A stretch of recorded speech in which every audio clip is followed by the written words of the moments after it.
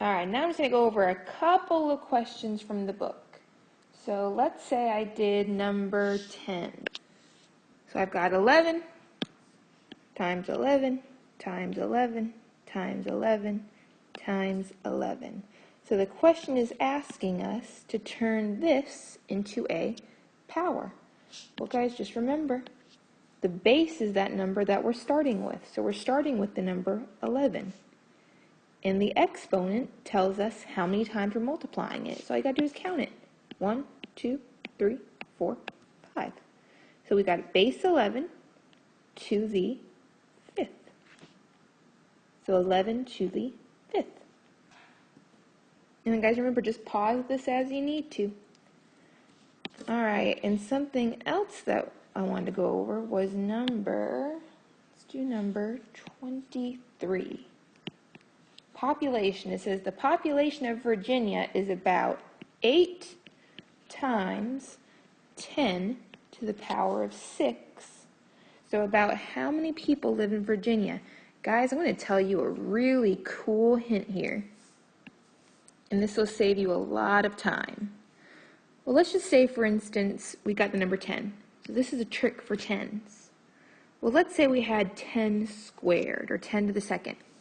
So that means I'm doing 10 times 10. Well, 10 times 10 equals 100. So guys, here's your cool little hint. So your exponent was 2, and look at that, you've got 1, 2 zeros.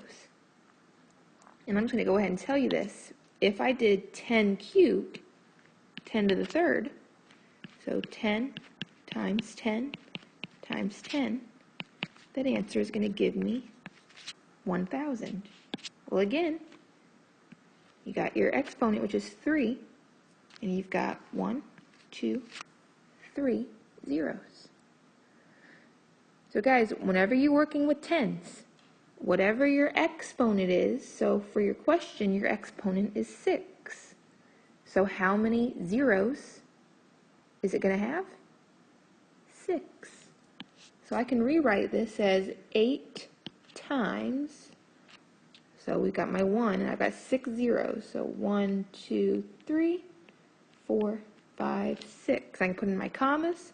1, 2, 3, comma. 1, 2, 3, comma. So what is that number? 1 million. So 8 times 1 million. And guys, I'm going to leave that one for you to do. Finish that up. All right, and the last one I want to go over with you is number 35. All right, that's on page 15, number 35. It says a checkerboard has 64 squares. How many squares are in each row? Well, guys, it's not telling you, but what shape are we going to have to assume that that checkerboard is? Well, that checkerboard has got to be a square. So we need to try to figure out if it has a total of 64 squares. So that means I've got something to the second power, or something squared. So that means I'm multiplying two exact numbers, which has got to equal 64.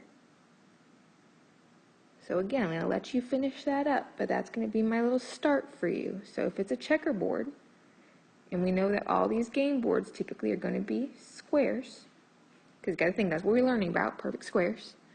So we've got an exponent of 2. So whatever this number is, that's got to be what goes in these two blanks.